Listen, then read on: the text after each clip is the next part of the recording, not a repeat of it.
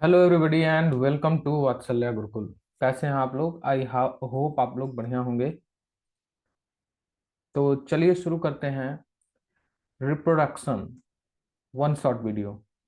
ये वीडियो कुछ पार्ट्स में अपलोड होगा और इसमें पूरे रिप्रोडक्शन को बिहार बोर्ड के जो हिंदी मीडियम के छात्र हैं या फिर सीबीएसई के जो हिंदी मीडियम के छात्र हैं उनके लिए ये वीडियो बनाई जा रही है। ये क्लास उन्हीं के लिए है जिन्होंने हिंदी मतलब मीडियम ऑप्ट किया है, बिहार स्टेट बोर्ड या फिर सीबीएसई बोर्ड। ठीक है, तो चलिए शुरू करते हैं। रिप्रोडक्शन क्या होता है, यानी कि जनन। जनन क्या है? तो जनन यानी अपने जैसे, रिप्रोडक्शन जो होता है, रिप्रोडक्शन, रिप्रोडक्शन दो वर्ड से मिलकर बना है, री एंड प्रोडक्शन। री मतलब पुनः, प्रोडक्शन मतलब उत्पन्न करना, अपने ही जैसे ऑर्गेनिज्म को फिर से प्रोड्यूस करना ही रिप्रोडक्शन होता है। तो हिंदी में हम इसको क्या लिख सकते हैं? हिंदी में हम इसको लिख सकते हैं रिप्रोडक्शन। रिप्रोडक्शन यानी जनन। जनन क्या है?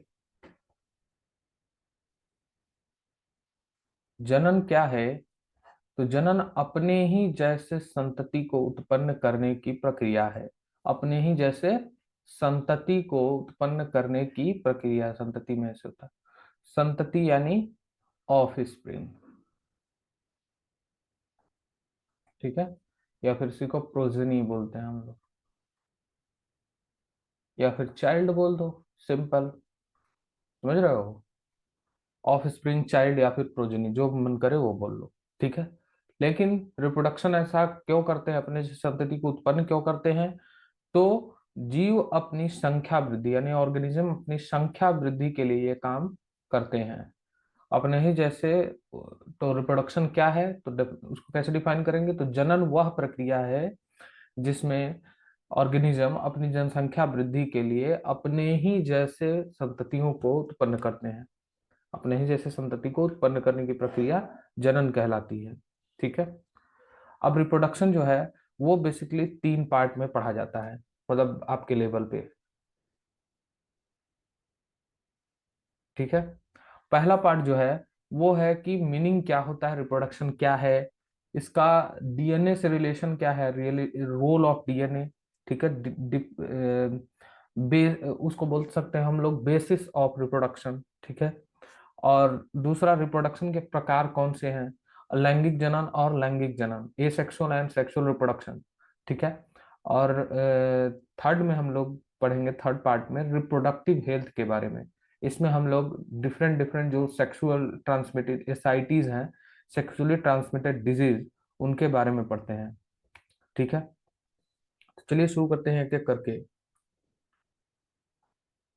सबसे पहले रिप्रोडक्शन क्या है ये हम जान चुके हैं। रिप्रोडक्शन का मतलब अपने ही जैसे ऑर्गेनिज्म को प्रोड्यूस करना, अपने ही जैसी संतति को उत्पन्न करने की प्रक्रिया ही क्या कहली जाती है? जनन कही जाती है। अब बेसिस ऑफ रिप्रोडक्शन क्या है? अब ये बताओ, अपन एक ऑर्गेनिज्म को अपने ही जैसा ऑर्गेनिज्म बनाना है तो उसको क्या चाहिए? वो सारी इंफॉर्मेशन चाहिए जो पिछले ऑर्गेनिज्म में थी। नहीं समझ रहा हूं? मैं कहूं कि तुमको एक पेंटिंग बनानी है। ठीक है, तो चाहे ये एक ये ऐसा ही मेरे को वो चाहिए, हार चाहिए। ठीक है, ऑर्नामेंट हम कोई लेके जाए ऐसा ही हमको ऑर्नामेंट चाहिए।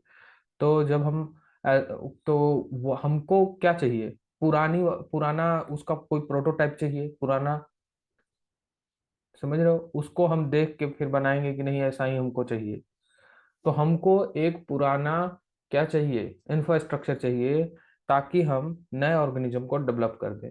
ठीक है, तो ये जो इंफ्रास्ट्रक्चर होता है, पुराना जो जीव अस्तित्व का आधार है, उसे हम जेनेटिक मटेरियल यानी डीएनए बोलते हैं। ठीक है, डीएनए का फुल फॉर्म होता है deoxy ribonucleic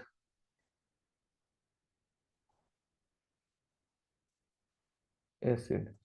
deoxy ribonucleic acid जो होता है डीएनए, ये प्रोटीन का एक चैन होता है। ठीक है, बहुत सारे प्रोटीन इसमें होते हैं, और ये जो प्रोटीन होते हैं ये वो इंफॉर्मेशन रखते हैं सिंथेस कि अगला ऑर्गेनिज्म जो होगा वो अलग अलग टाइप के सिंथेसिस करने का इंफॉर्मेशन रखते हैं, ठीक है। जब नए ऑर्गेनिज्म बनेंगे उनको कैसे डेवलप करना है इसका इंफॉर्मेशन कौन रखता है? डीएनए में जो प्रोटीन चैन हमको प्रेजेंट होता है वो, ठीक है। तो डीएनए में प्रोटीन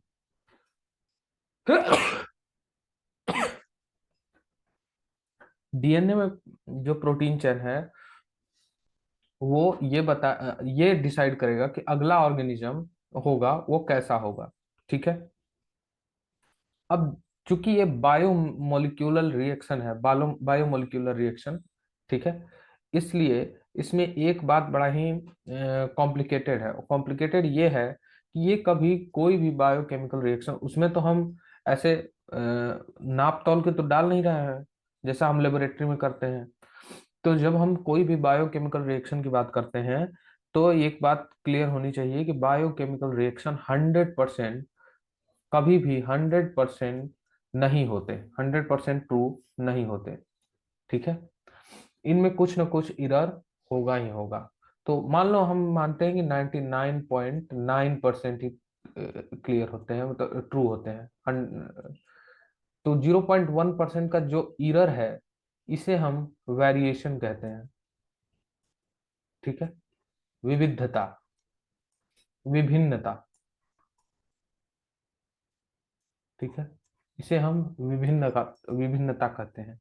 इसको आसान शब्दों में अगर समझने की कोशिश करें हम, तो जितने भी ऑर्गेनिज्म आपको दिख रहे हैं, एक पेड़ ले लो, एक गाय ले लो, एक आदमी ले लो, क्या एक पेड़ का जो नया पेड़ बनेगा वो एकदम हू बहू उसी पेड़ जैसा होगा? नहीं होगा, इसमें कुछ डिफरेंस होगा, है ना।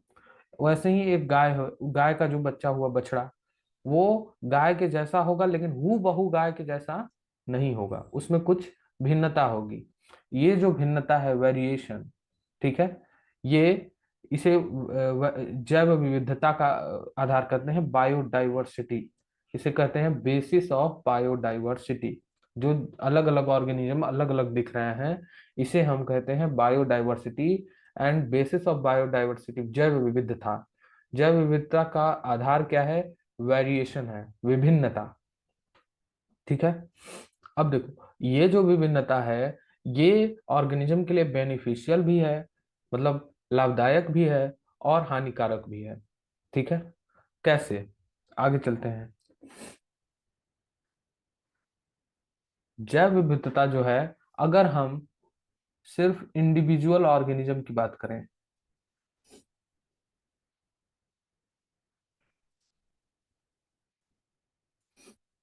ठीक है, अगर इंडिविजुअल ऑर्गेनिज्म की बात करें तो जैव विविधता क्या है?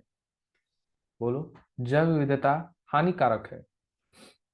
एक ऑर्गेनिज्म अपने ही माता पिता से भिन्न पाया जा रहा है, इससे क्या होगा कि जो ऑर्गेनिज्म है, जो भी कोई भी, उसको कोई भी ऑर्गेनिज्म ले ले पृथ्वी का, किसी भी ऑर्गेनिज्म की हम बात कर लें, अगर वही अपने ही माता पिता से भिन्न पाया जा रहा है तो उसमें क्या है, कुछ कुछ डिसिमिलरिटीज हैं। और इसके चलते क्या होगा कि उसको अपने ही परिवेश में सरवाइव करने में दिक्कत होने लगेगी, अपने ही परिवेश में रहने में दिक्कत होने लगेगी, ठीक है। और वेरिएशन के कारण नए डिजीज भी डेवलप हो सकते हैं। वहीं अगर हम होल स्पीसीज की बात करें,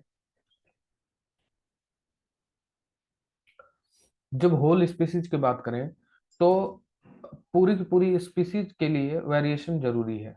वो क्यों जरूरी है? वेरिएशन, मान लो एक अमीबा रह रहा था पाउंड में, अमीबा, एक तालाब है, तालाब में अमीबा रह रहा था, अमीबा, ठीक है, तालाब में। अब क्या हुआ कि इस तालाब में धूप पड़ रही थी, धूप के कारण इस तालाब का पानी गर्म हो गया, ठीक है। अमीबा कुछ टेम्परेचर तक ही सरवाइव कर सकते हैं, बहुत ज्यादा गर्म हो गया पानी तो सरवाइव नहीं कर पाएंगे। तो अब ये इसका हैबिटाट है ना भाई, परिवेश, जिस परिवेश में ये रह रहा है, हैबिटाट का मतलब परिवेश, जिस परिवेश में ये रह रहा है, और इसका हैबिटाट ही डिस्टर्ब हो गया, तो जितने भी अमीबा थे वो तो खत्म हो जाएंगे। तो यानी कि अमीबा की स्पीसीज ही खत्म हो जाएगी, पूरी की पूरी स्पीसीज खत्म हो जाएगी अमीबा की। तो ऐसे में अगर एक अमीबा जो है, जो वेरिएंट है, यानी उसमें विविधता प्रेजेंट है, विविधता, उसके चलते वो क्या कर जाएगा जी, सरवाइव कर जाएगा। तो हमारा क्या स्पीसीज सरवाइव कर जाएगी। तो वेरिएशन जो है वो होल स्पीसीज के लिए जरूरी है, लेकिन वही इंडिविजुअल की बात करें तो ये हानिकारक है, क्योंकि उसको, अब हम कहें कि इस अमीबा से जो डॉटर अमीबा बना, उसमें एक वेरिएशन आया कि वो एसिडिक वाटर में, अम्लीय जल में सरवाइव नहीं कर सकता है। तो जब अम्लीय जल में सरवाइव नहीं कर सकता है और उसे हम अचानक से, मान लो जिस पॉन्ड में रह रहा है वही इसका हैबिटाट है, इस हैबिटाट की एसिडिटी बढ़ जाए, तब क्या होगा। जब एसिडिटी बढ़ जाएगी, वो ज्यादा एसिडिटी में सरवाइव नहीं कर पाएगा, तो ये तो मर जाएगा ना नया ऑर्गेनिज्म। तो इंडिविजुअल के लिए वेरिएशन वही हानिकारक है, लेकिन अगर हम बात करें होल स्पीसीज के लिए, तो वेरिएशन जरूरी, एक जरूरी इरर है। इरर मतलब गलती, जरूरी गलती है। ठीक है, वेरिएशन इज एसेंशियल इरर, ये जरूरी भी है। ठीक है, ये थे, ये था हमारा जनन। तो हमने दो टॉपिक क्लियर किया कि जनन क्या होता है, और जनन का, डीएनए का क्या रोल है जनन में। ठीक है, और वेरिएशन क्या होता है, वेरिएशन इंडिविजुअल के लिए क्यों हानिकारक होता है, और होल स्पीसीज के क्यों बेनिफिशियल होता है। ठीक है, अब हम चलते हैं जनन के प्रकार पर।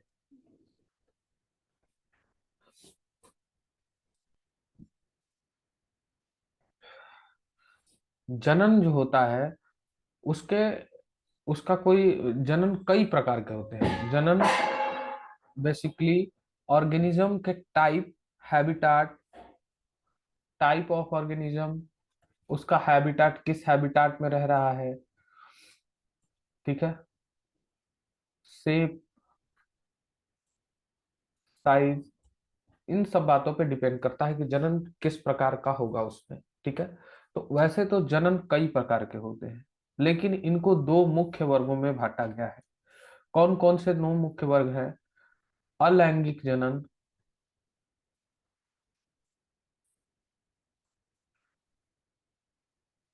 एंड लैंगिक जनन। कहीं हिंदी गलत होगा तो आप लोग देख लीजिएगा भाई। अलैंगिक जनन का मतलब होता है एसेक्सुअल रिप्रोडक्शन। ठीक है, हिंदी में इसको इंग्लिश में लिख देता हूँ, एसेक्सुअल एंड सेक्सुअल। ठीक है, अब देखो, इसका डेफिनेशन लिखने का तरीका बताता हूं मैं। डेफिनेशन बाद में, पहले एक की पॉइंट याद रखनी है आपको। अलैंगिक का मतलब होता है वन पेरेंट, वन पेरेंट। ठीक है, लैंगिक का मतलब होता है टू पेरेंट। ठीक है, अब आप कहोगे कि ये क्या बता रहे हैं, लेकिन ऐसा नहीं है। ये बड़ा ही की पॉइंट, बड़ा ही इंपॉर्टेंट है याद रखने के लिए। लैंगिक जनन वो जनन होता है जिसमें दो पेरेंट इन्वॉल्व हो, यानी दो गैमेट्स इन्वॉल्व हो, दो युग्मक, जिसे युग्मक हिंदी में कहते हैं युग्मक, युग्मक, दो युग्मक इन्वॉल्व हो, उसे हम कहेंगे लैंगिक जनन। ठीक है, दो युग्मक, दो गैमेट्स, एक मेल एक फीमेल, दोनों गैमेट मिला। ठीक है, यहाँ से बेबी, यहाँ से पहले जाइगोट बनेगा, जाइगोट से फियोटस, फियोटस से बेबी बनेगा, इस तरह होगा। एसेक्सुअल का मतलब सिर्फ एक ही पेरेंट है और उसी से अलग अलग ऑर्गेनिज्म बन रहे हैं। ठीक है, एक ही पेरेंट से अलग अलग ऑर्गेनिज्म बन रहे हैं। ठीक है, अलैंगिक जनन एंड लैंगिक जनन, आई होप ये आपको क्लियर हो गया होगा। अलैंगिक जनन वो जनन होता है जिसमें एक ही पेरेंट, एक ही युग्मक से अलग, एक ही पेरेंट के युग्मक से अलग अलग ऑर्गेनिज्म बनते हैं एक ही पेरेंट से। और जब दो दो पेरेंट इन्वॉल्व हों तो उसे हम लैंगिक जनन कहते हैं।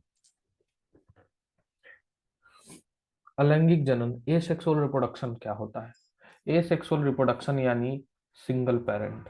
मैंने इतना ही याद कराया था। अब देखिए ये है ना, आपको ये समझाने के लिए है, लिखना आपको खुद से पड़ेगा, ठीक है।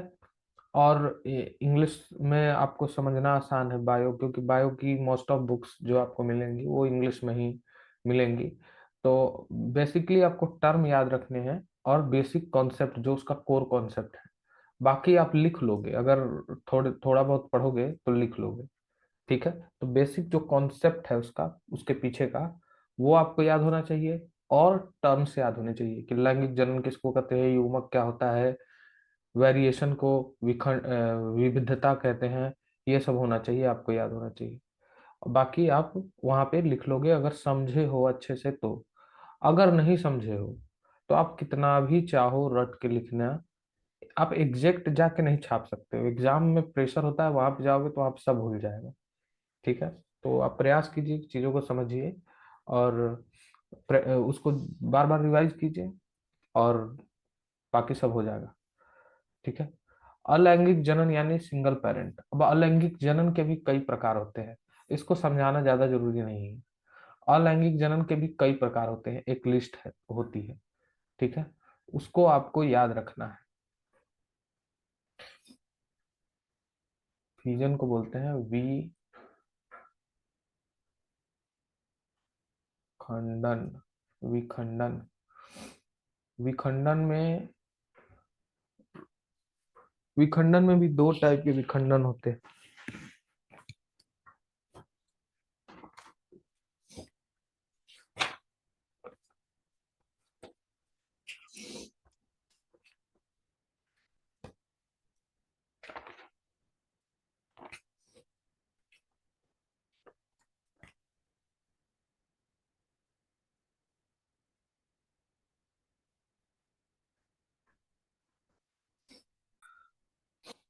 हाँ, तो सही है।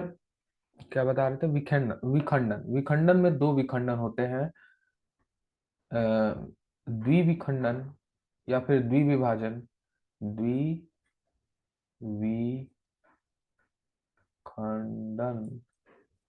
और बहुविखंडन। बहुविखंडन,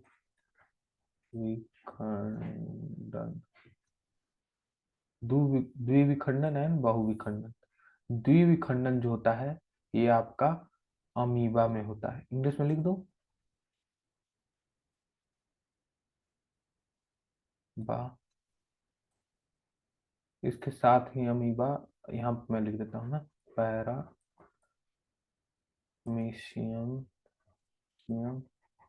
पैरामीशियम लाइसमेनिया,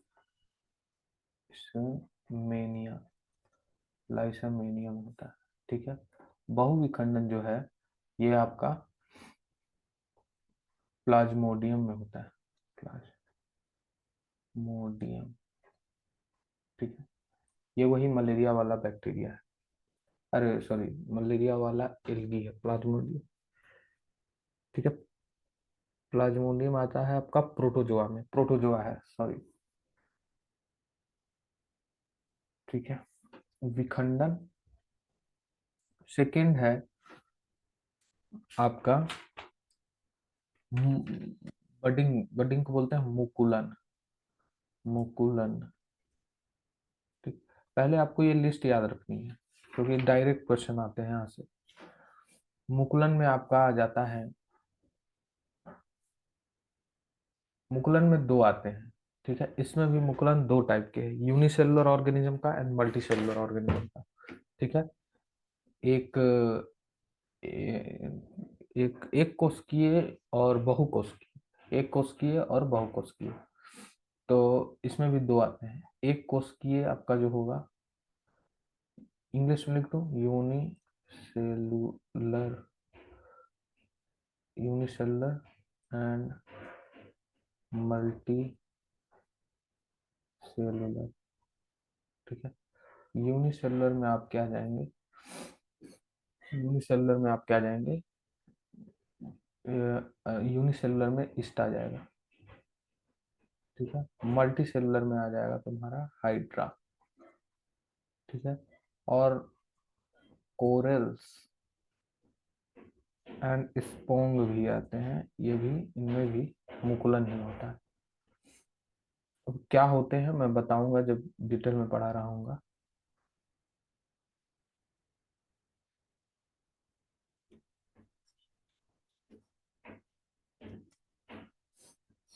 मुकुलन के बाद आता है आपका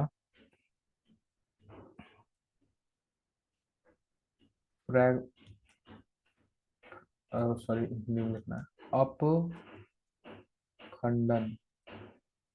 खंडन, इसको बोलते हैं अपखंडन। सबको इंग्लिश में भी लिख दूं, विखंडन। अपखंडन को, अपखंडन में आपको स्पाइरोगेरा को याद रखना है, स्पाइरोगेरा में होता है स्पाइरोगेरा।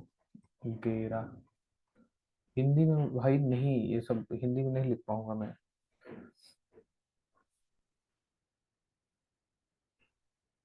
अपखंडन एंड पुनर्जनन। पुनर्जनन, पुनर्जनन में आपका आता है प्लानेरिया। प्लानेरिया, प्लानेरिया, ठीक है। इसके अलावा एक और होता है, दो और होते हैं इसी सीरीज में, मैं यहाँ लिख रहा हूँ, ये इसी के पार्ट है, ठीक है। दो और होते हैं, कौन कौन, ऐसे कैसे लिखूं। दो और होते हैं, एक है आपका कायिक प्रवर्धन, कायिक प्रवर्धन, और दूसरा है बीजाणु जनन। बीजाणु जनन, ठीक है। कायिक प्रवर्धन का मतलब होता है वेजिटेटिव, वेजिटेटिव रिप्रोडक्शन, एंड बीजाणु जनन का मतलब होता है स्पोर फॉर्मेशन, ठीक है। कायिक प्रवर्धन का मतलब है प्लांट के किसी पार्ट से नए प्लांट का बनना। तो इसमें एग्जांपल लिखवाने की कोई जरूरत नहीं है, आप एग्जांपल हजारों प्लांट को जानते हो और ये बचपन से करते आए हो। बीजाणु जनन में आपको फंजाई याद करना है, और फंजाई में भी स्पेशल राइजोफस, जो कि मतलब पूछा जाता है एग्जाम्पल में, राइजोफस, राइजोफस, ठीक है। ये एग्जाम्पल्स आपको याद होने चाहिए किसमें कौन सा होता है, ठीक है। ये लिस्ट पूरी, आगे चलते हैं, एक एक करके पढ़ेंगे सबको। सबसे पहले मुकुलन, मुकुलन होता क्या है, ठीक है।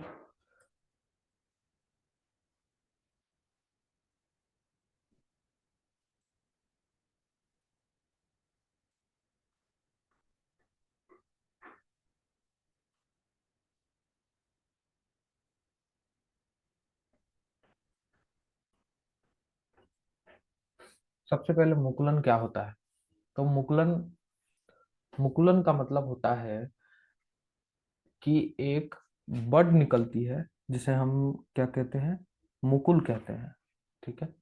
एक बड निकलती है जिसे हम मुकुल कहते हैं, और उससे नया ऑर्गेनिज्म बन जाना। सबसे ये कॉमन हाइड्रा में होता है, देखते हैं हम कैसे होता है, ठीक है।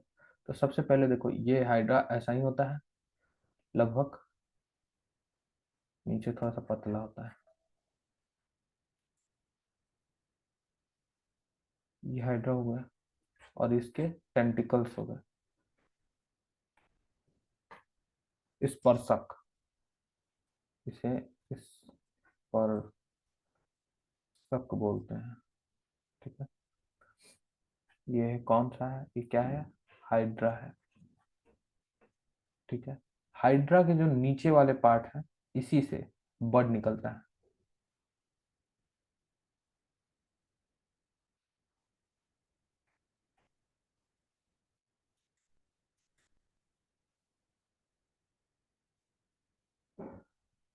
ठीक है। अब ये बड क्या होता है, ग्रो करता है,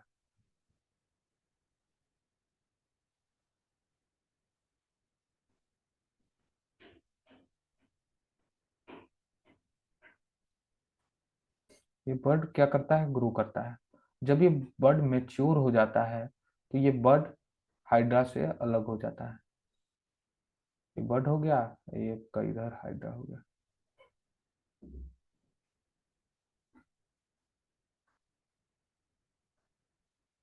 ठीक है।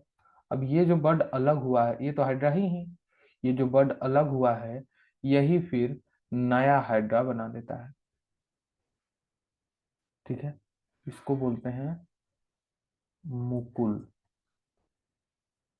क्या बोलते हैं, मुकुल। ठीक है। यही होती है बर्डिंग। बर्डिंग में क्या होता है कि जो हाइड्रा का निचला पोर्शन है, ठीक है, उससे एक बर्ड निकलती है। और वो बर्ड क्या होती है, जिसे मुकुल कहते हैं। मुकुल क्या होता है, ग्रो करता है। और जब वो मच्योर हो जाता है, ठीक है, जब वो मैच्योर हो जाता है तो बाय द मतलब एक्सटर्नल इंटरवेंशन, बाहरी प्रभाव के कारण या आंतरिक प्रभाव के कारण, अंदर में सेल डिवीजन होता है और सेप्टा का फॉर्मेशन हो जाता है, या फिर बाहरी किसी आघात के कारण ये जो बड है हाइड्रा से अलग हो जाता है और नया हाइड्रा बना लेता है। यही क्रिया मुकुलन कही जाती है। अब यही चीज ईस्ट में कैसे होता है, यही चीज ईस्ट में कैसे होता है, देखिए। ईस्ट क्या है, लगभग यूनिसेलुलर ऑर्गेनिज्म है। ईस्ट में क्या होता है, ऐसे होते हैं ऑर्गेनिज्म। अब इसमें क्या होता है कि यहीं पर एक छोटी सी बड निकलती है और ये बड ग्रो करती है। ये मतलब मिली जुली रहती है ऐसे ऐसे। अब सही है, थोड़ा सा रास्ता भी है। अब यही बर्ड, बहुत सारे बर्ड निकलते हैं। अभी एक एक नहीं, बहुत सारे। ईस्ट में तो बहुत तेजी से होता है यही बर्डिंग।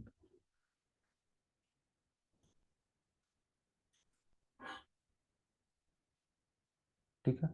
अब यही बर्ड क्या होता है, ग्रो करता है और नया बर्ड बना लेता है। ठीक है। फिर इसमें भी बर्डिंग होगी और तेजी से वो करता है। ये क्या है, ईस्ट है।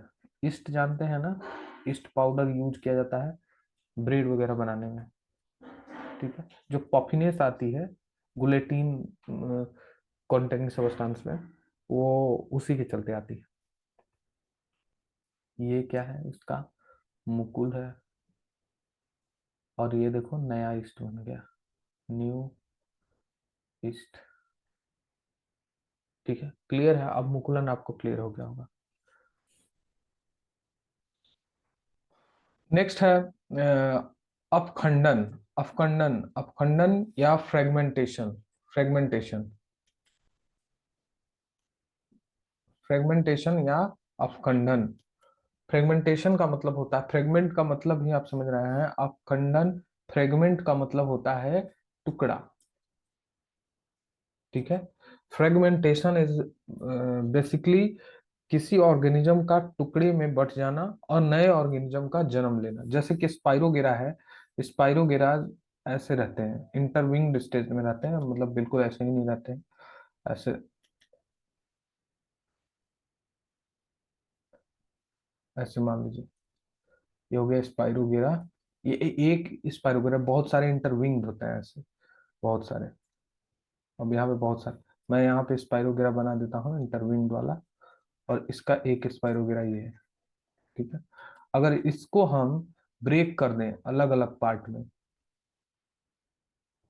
ठीक है, ठीक है, तो सारे के सारे नए स्पाइरोगेरा को डेवलप कर लेंगे। नया स्पाइरोगेरा, नया स्पाइरोगेरा, नया स्पाइरोगेरा। ठीक है। तो इस मेथड को बोलते हैं, ये बेसिकली स्पाइरोगेरा में होता है। ठीक है। इस मेथड को बोलते हैं अपखंडन। स्पाइरोगेरा के अलावा यह एक और ऑर्गेनिज्म में होता है, उसका नाम है हाइड्रा। हाइड्रा जानते होंगे ना।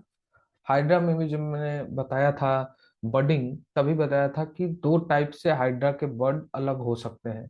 या तो वो इंटरनली सेप्टा का फॉर्मेशन हो, या फिर एक्सटर्नली किसी इंटरवेंशन के चलते हाइड्रा का जो बर्ड है वो अलग हो जाए। तो जब हाइड्रा के बर्ड एक्सटर्नली किसी इंटरवेंशन के चलते, किसी मतलब ऑर्गेनिज्म के छुए जाने के चलते, मतलब फिजिकल एक्ट, जो एक्सटर्नल फिजिकल एक्ट है, उसके चलते अगर बर्ड अलग हो जाए, तब वो क्या डेवलप कर लेता है जी? तब वो डेवलप कर लेता है आपका,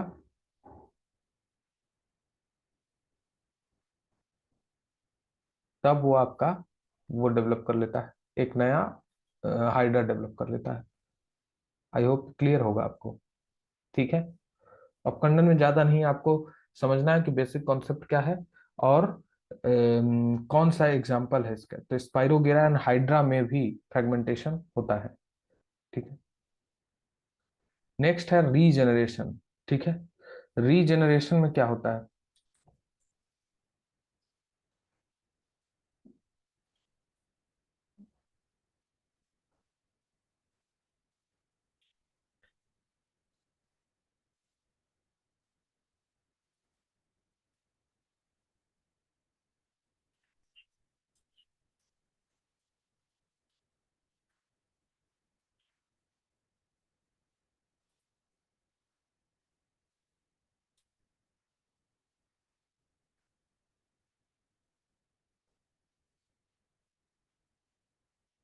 रीजेनरेशन, जिसको बोलते हैं पुनर्जनन।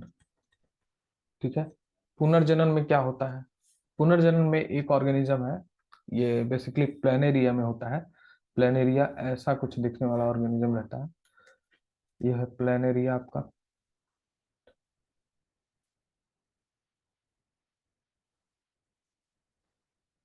ठीक है। अब प्लेनेरिया को अगर हम काट के अलग कर दें ऐसे, एक प्लेनेरिया कर दें, फिर दो प्लेनेरिया कर दें, मतलब उसी को काट दिए अलग अलग पीसेस में। ठीक है। तो ये सारे के सारे एक नए प्लेनेरिया डेवलप कर लेंगे।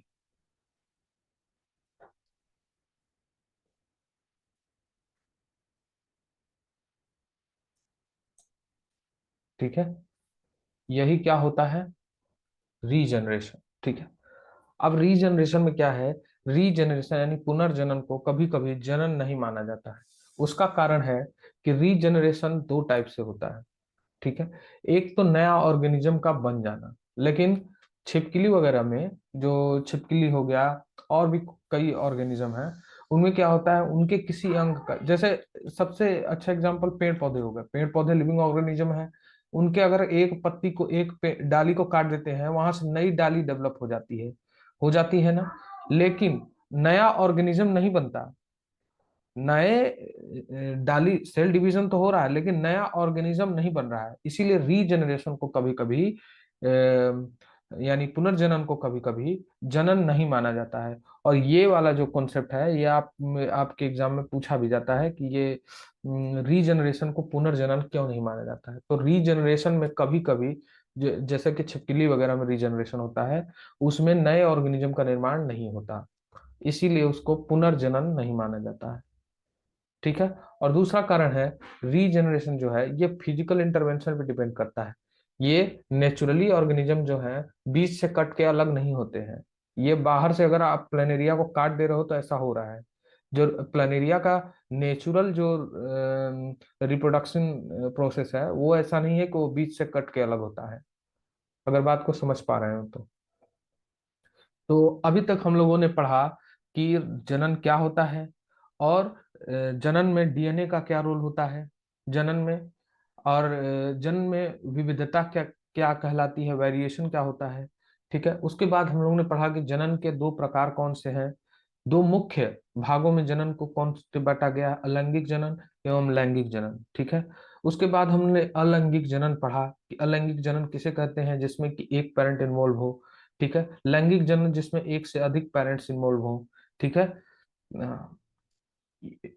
पेरेंट को युक्ति, इंडिविजुअल को युक्ति बोलते हैं। एक से ज्यादा युक्ति, individuals, more than one individual, यानी एक से ज्यादा युक्ति इन्वॉल्व हो। और एक युक्ति, व्यक्ति नहीं युक्ति। ठीक है। युक्ति, अगर एक युक्ति इन्वॉल्व है, एसेक्सुअल यानी अलैंगिक जनन। अगर एक से ज्यादा युक्ति इन्वॉल्व है, यानी लैंगिक जनन। ठीक है। अब उसके बाद हम अलैंगिक जनन के प्रकार पढ़ रहे थे।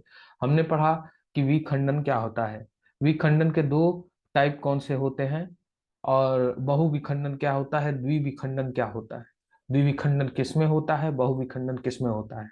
उसके बाद हम लोगों ने पढ़ा रीजनरेशन नहीं, उसके बाद हम लोगों ने पढ़ा फ्रेगमेंटेशन क्या होता है, यानी कि विखंड क्या बोलते हैं फ्रेगमेंटेशन, अपखंडन क्या होता है, अपखंडन क्या होता है, हमने बोला अपखंडन किसमें होता है, स्पाइरोगेरा में अपखंडन क्या होता है। उसके बाद उससे पहले हम लोगों ने पढ़ा था कि बडिंग यानी कि मुकुलन क्या होता है, और मुकुलन किस में होता है और किस प्रकार से हाइड्रा में मुकुलन होता है। हाइड्रा में मुकुलन किस प्रकार से होता है, ये क्वेश्चन आप किसी एग्जाम में पूछा हुआ है और ये पूछा भी जा सकता है। ठीक, उसके बाद हम लोग रीजनरेशन पढ़ा कि प्लेनेरिया में रीजनरेशन होता है। ये प्लेनेरिया, प्लेनेरिया मैंने एग्जाम्पल लिखवा दिया सबका, इसलिए बार बार लिख नहीं रहा हूँ। प्लेनेरिया में रीजनरेशन किस प्रकार से होता है, ठीक है, और रीजनरेशन क्या होता है, और कभी कभी रीजनरेशन को हम लोग जनन क्यों नहीं मानते हैं। आई होप आप लोग को क्लियर है। तो आज के क्लास में इतना ही, अगले क्लास में हम लोग फिर से कंटिन्यू करेंगे spore formation and vegetative reproduction को। ठीक है, तो आज के लिए धन्यवाद, और जो भी आपका डाउट हो कमेंट सेक्शन में जरूर लिखिएगा।